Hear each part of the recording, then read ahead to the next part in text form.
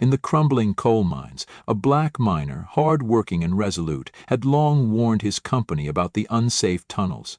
He was ignored, belittled, and treated as a nuisance by the boss who refused to listen. When a heavy rain triggered a catastrophic collapse, it was that very boss who became trapped beneath the rubble. Without hesitation, the miner risked everything to save him, suffering severe injuries. Little did he know, this single act of kindness would change his life forever. The morning mist clung to the rugged hills of eastern Kentucky, turning the mining camp into a silhouette of crumbling wood and rusted iron under a pale, reluctant sun. It was a land carved by calloused hands and hardened by generations of men who knew the color of coal better than the color of their own dreams. The Imperial Mining Company's outpost, once promising prosperity, now stood weary. Machines groaned with age, and every shovel of black earth seemed to bleed another ounce of spirit from the men. Amid the wreckage there stood Marcus Reed, 27 years old. His skin, as dark as the coal he dug from the earth, bore scars not just from labor but from countless battles fought against the invisible walls of prejudice and the louder, more callous disregard of those in power. His boots, caked in hardened mud, treaded paths worn thin by endless repetition. His hands, strong yet roughened, had long forgotten the feel of anything but the grit and resilience of survival. Marcus was a man of few words, not because he lacked conviction, but because he had learned that words alone rarely shook foundations built on indifference. He had raised concerns more times than he could count, standing up in union meetings, speaking in town halls, writing letters to men in suits who never set foot underground. He had asked, no, demanded, basic safety measures, reinforced beams, proper ventilation, regular structural assessments. Each time, his words had been met with polite nods, empty assurances, and then buried under piles of paperwork and profit margins. If he felt bitterness, he buried it as deep as the veins of coal he mined, replacing it with a quiet resolve that hardened in the dim-lit tunnels, where air hung heavy and every sound echoed the fragility of life. Overseeing this grim empire was Henry Caldwell, the operations manager, a man whose demeanor fit the company's crumbling ethos like a well-worn glove. Caldwell was broad-shouldered and sharp-eyed, his hair silvered not by wisdom but by the strain of chasing quarterly earnings. His voice was brisk, edged with a perpetual impatience for anything that slowed production, including the worries of men like Marcus. Safety regulations to him were bureaucratic nuisances. His motto was unspoken but clear: get the coal out and get paid. The miners were mere extensions of his equipment. Tools, not people, easily replaced and scarcely regarded. Caldwell's contempt for Marcus was less about race, though in a place like this the two were rarely separable, and more about the discomfort Marcus's voice introduced into his otherwise streamlined world. Marcus asked questions Caldwell didn't want to answer. Marcus exposed cracks Caldwell preferred to paper over. In every safety meeting, Marcus's steady, unwavering gaze felt like a spotlight Caldwell couldn't dodge, and it irritated him in a way he couldn't admit out loud. The other miners noticed but said nothing. They had families to feed, debts to pay, lives too precarious to risk on principle. As the sun fought to burn through the mist, a new day at Imperial Mining Company began like any other, with coughing fits, the clanging of pickaxes against stubborn rock, and the low, mechanical whine of conveyor belts ferrying coal to the surface. Beneath the noise, an unspoken tension simmered, like the creaking of a load-bearing beam no one dared to inspect too closely. The rain from last night had turned the earth heavy and treacherous, making each step inside the tunnels feel like a question whispered to fate. Marcus felt it deep in his bones, the way an old dog senses a coming storm. He paused at the mouth of the main shaft, looking out over the men bustling about, and for a brief moment he thought about speaking up again.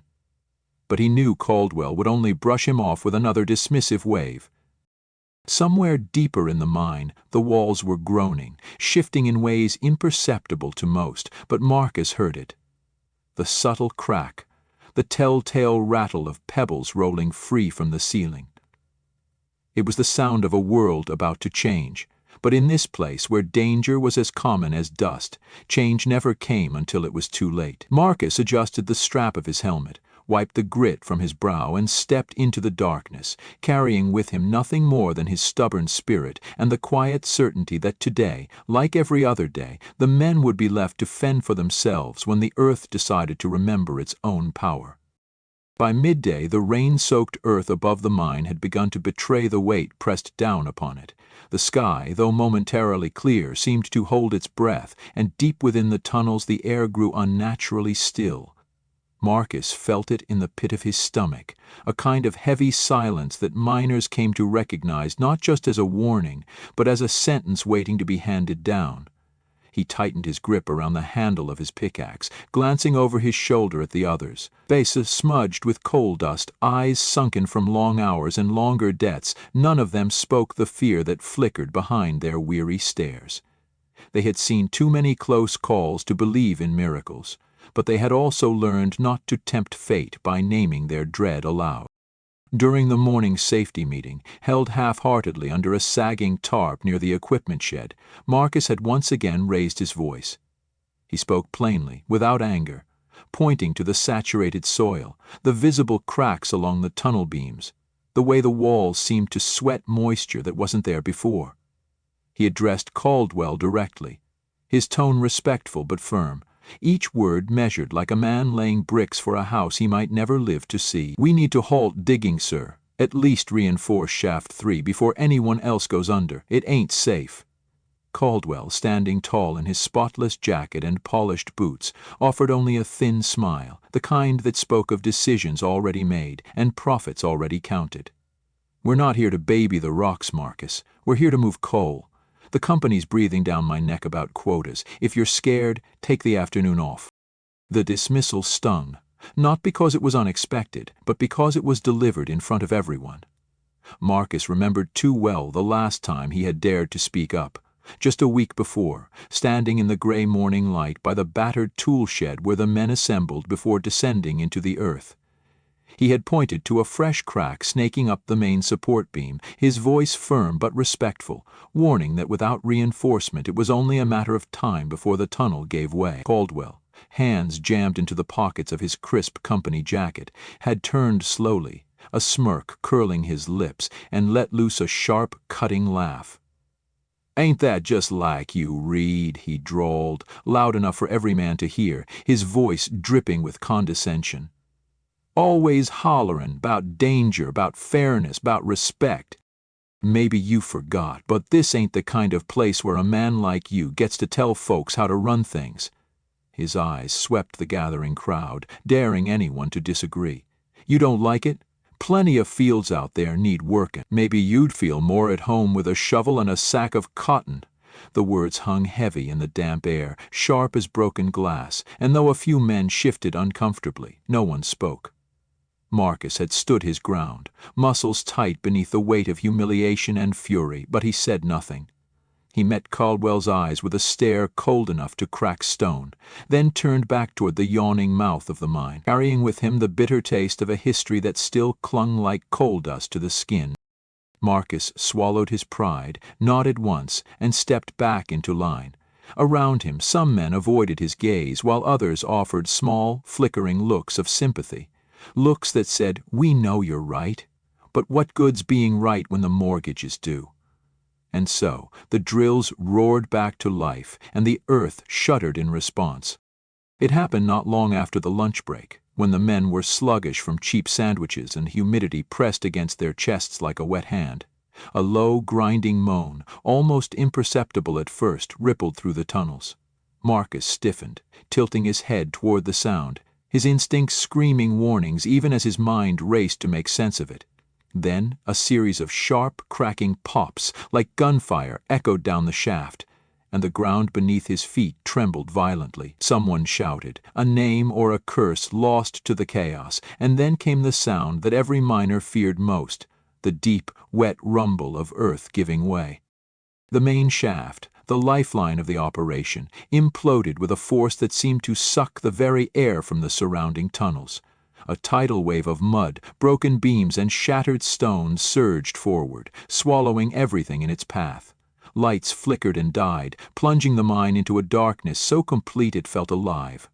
Marcus hit the ground hard, rolling instinctively toward a support pillar as debris rained down around him. Through the dust and noise he caught a glimpse of Caldwell closer to the collapse than any man had a right to be, staggering, arms flailing, before a wall of mud slammed into him and dragged him under like a river devouring a stone. The survivors scrambled back, coughing, shouting, some falling to their knees in the slick, churning slurry. It was chaos, a maelstrom of fear, panic, and the sickening realization that not everyone was going to make it out. Marcus forced himself upright, lungs burning, ears ringing. He scanned the wreckage, saw familiar faces smudged with terror, hands grasping for purchase, but his eyes locked onto the spot where Caldwell had disappeared. For a moment, he stood frozen, the enormity of the situation crashing over him like the debris that now blocked the shaft. Caldwell was trapped, buried somewhere beneath tons of earth and stone, and every second that ticked by was another nail in his coffin. Around Marcus the men hesitated. Some shouted to retreat, to get topside and call for help. Others argued about the safest route out, fear sharpening their words into knives. No one moved toward the collapse. No one even considered it. And why should they? Caldwell had never been a friend to them. He was the face of every ignored complaint, every unpaid overtime hour, every injury shrugged off as the cost of doing business. Why? Marcus? Marcus couldn't shake the image of Caldwell's outstretched hands, the raw, primal fear in his eyes as the mud swallowed him. He couldn't shake the knowledge that once, not so long ago, he had stood before this very man and pleaded for safer conditions. To walk away now would be to admit that all his words, all his stubborn insistence on dignity and decency, had been nothing but noise. Above them, the ceiling groaned again, a reminder that their time was not infinite. Marcus wiped the blood from his forehead where a falling stone had grazed him, squared his shoulders, and took a step forward. He didn't say a word. He didn't need to. The others watched in stunned silence as he grabbed a coil of rope from a nearby cart, looped it around his waist with practiced hands, and tossed the free end to a young miner named Billy, whose face was pale with shock. "Hold tight," Marcus rasped, voice rough but steady, "and if I stop pulling, you start pulling." Before anyone could argue, before common sense or self-preservation could take hold, Marcus turned and plunged into the half-collapsed tunnel, the darkness swallowing him whole. The collapsed tunnel was a living thing, breathing in sharp, shallow gasps, shifting and groaning, as if resenting Marcus's intrusion into its broken ribs. Each step forward was a negotiation with death. The floor squelched underfoot, the walls bulged inward ominously, and the ceiling shed dirt in soft, sinister whispers. The beam of his helmet light pierced only a few feet ahead, illuminating a churning hell of mud, splintered timber, and tangled steel. The rope at his waist tugged gently with every movement. A lifeline stretched thin between him and the uncertain mercy of the men outside. The air was thick, damp, soupy with the smell of earth and blood, and it clawed at his lungs with every breath, each inhalation shallower than the last. Marcus knew he had minutes, maybe less, before the lack of oxygen made decisions for him.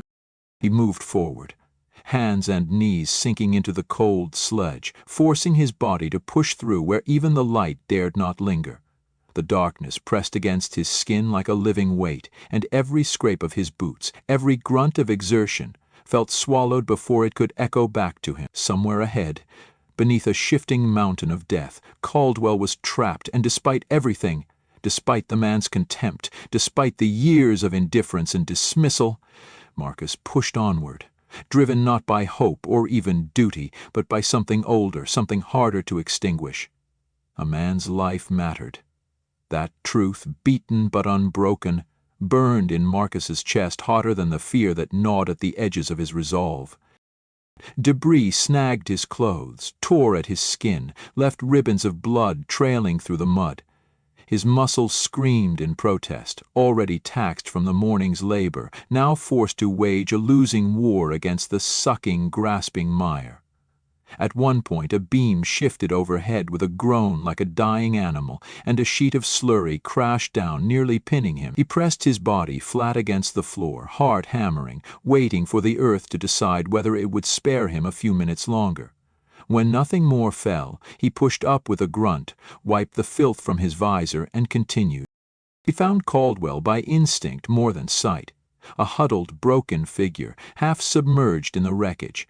One arm was pinned awkwardly beneath a collapsed support, his face gray with muck and fear, lips moving in a soundless plea. Marcus cursed softly under his breath, crawling the last few feet to reach him. The mud sucked at Caldwell's body like a jealous lover, refusing to relinquish its prize. Marcus dug in with his bare hands, clawing away handfuls of sludge, his fingers slipping on blood-slicked clothing and twisted metal. Every second was a brutal calculus. How much air was left, how much strength he could spare, how much weight the crumbling shaft above could endure before it sealed both their fates. Caldwell's eyes, wild and bloodshot, locked onto Marcus's with a clarity that pierced even the suffocating gloom. For the first time there was no authority in them, no arrogance, only raw animal terror. His voice, when it came, was a broken whisper barely louder than the sound of shifting mud. "Don't leave me," he gasped, the plea ragged with disbelief, as if he himself could not fathom that Marcus had come for him. Marcus grunted in reply, a sound more felt than heard, and wrapped one arm around Caldwell's chest, heaving with everything he had. The rope at his waist went taut as he strained, back muscles tearing under the load, lungs straining for a breath that never seemed to come. The earth fought them every inch, each movement a battle waged against the relentless, grinding pressure of the collapse.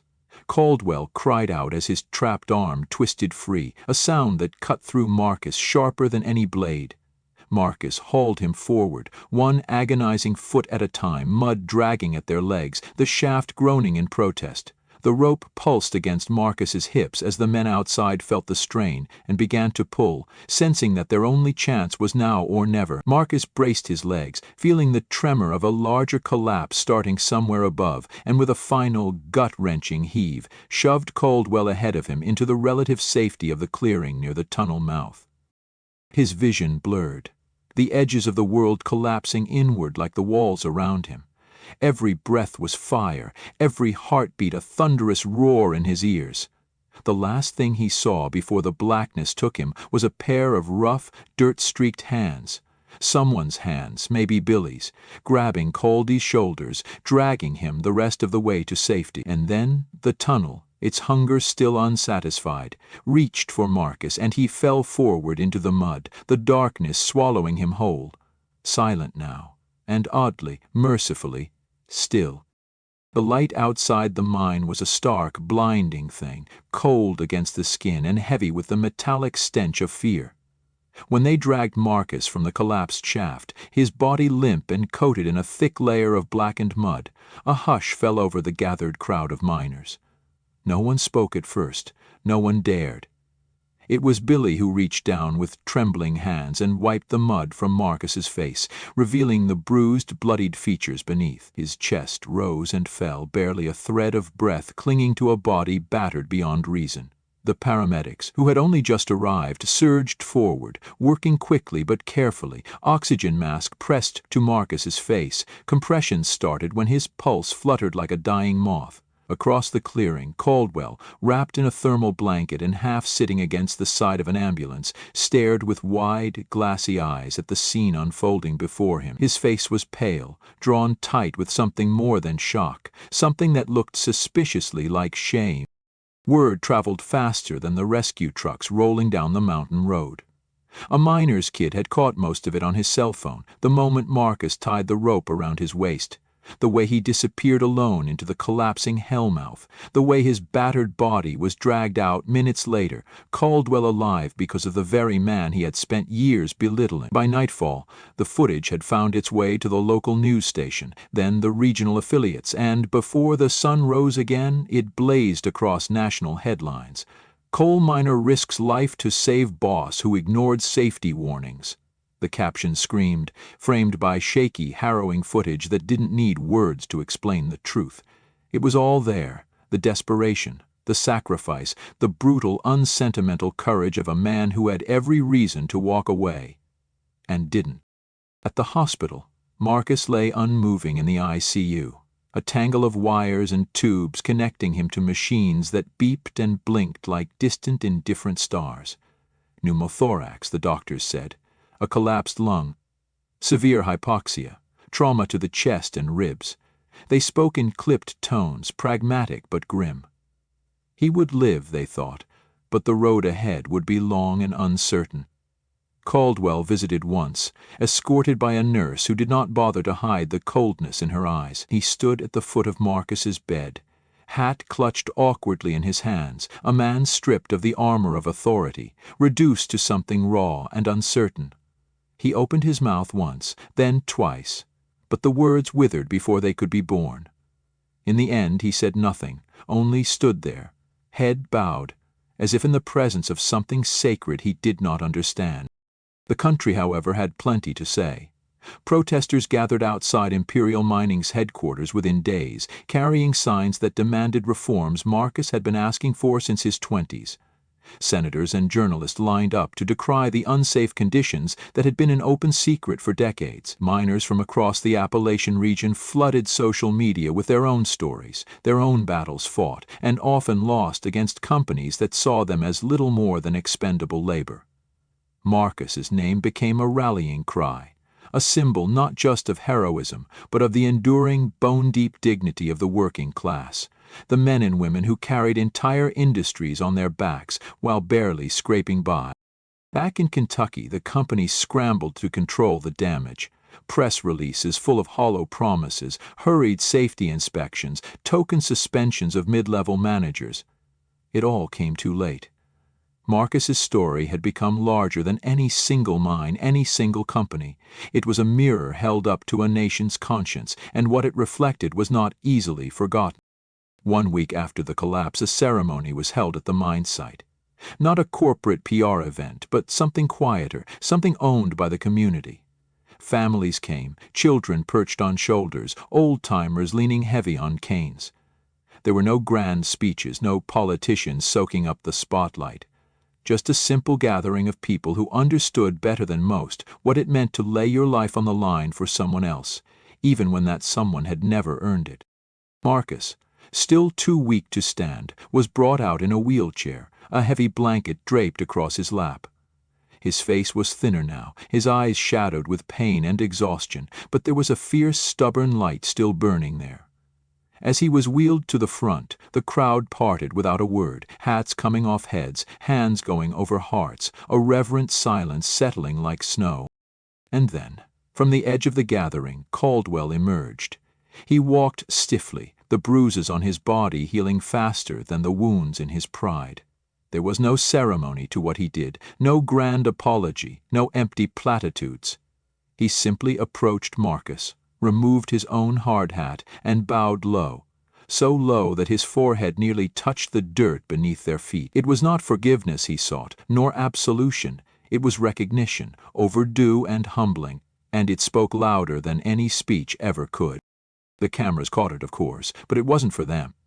It was for Marcus, and for every man who had ever shouted into the deaf ears of power and kept shouting anyway, because sometimes, even when no one listens, the truth plants seeds that grow in the dark. Above them, the sky stretched wide and impossibly blue, and for the first time in a long while it felt like something was shifting, not just in the mine, but far beyond it, deep in the bedrock of a country learning, one painful story at a time, what real courage looked like. Change did not come overnight. In places like eastern Kentucky, where the land itself seemed to resist the passage of time, where traditions clung like coal dust to skin and lungs, real change was slower than erosion and harder won than any fortune ever pulled from the earth. But it did come in small, stubborn steps. In the weeks that followed Marcus's rescue, Imperial Mining, facing mounting pressure and the kind of scrutiny they could no longer buy their way out of, announced sweeping reforms, mandatory safety audits by independent inspectors, investments in new ventilation and support systems, emergency training for all workers, and the long-overdue establishment of a workers' safety committee. With Marcus Reed named by unanimous vote of the miners themselves as its first chair. Marcus, still healing, accepted the position with the quiet dignity that had always defined him. He did not gloat, did not allow bitterness to poison what he knew was an opportunity not for revenge but for redemption, not just for the company but for the lives that depended on it. He returned to the mine not as a martyr or a symbol, but as a man determined to make sure no one else would ever have to crawl through a dying tunnel to save another because of somebody else's greed. His limp was permanent now, a gift from the cave-in that would mark every step he took, but he wore it like a badge, a reminder that survival was not the same as surrender. Caldwell, for his part, stepped down from his position, citing health reasons, though everyone knew better. He stayed in town, a quieter, smaller man than he had been before, often seen volunteering at community events, cleaning up local parks, even lending a hand at the miners' clinic that was opened with funds raised in Marcus's honor. Some called it penance. Others called it too little, too late. Marcus called it necessary. "A man can't change what he's done," he told the young reporter one afternoon, his voice slow and deliberate, "but he can sure as hell decide what kind of man he's going to be tomorrow." National media eventually moved on, as they always do, chasing fresher tragedies and louder scandals. But in the valleys and hills of Kentucky, Marcus's story endured, passed down over kitchen tables and in union meetings, told by fathers to sons who would one day inherit the earth beneath their feet and the responsibility to protect those who worked it. It became something larger than Marcus himself, a testament to the kind of quiet, relentless courage that didn't need cameras or applause to exist. Years later, a plaque would be erected at the entrance of the mine, polished brass set into weathered stone. It bore no grandiose language, no florid tribute, just a simple inscription.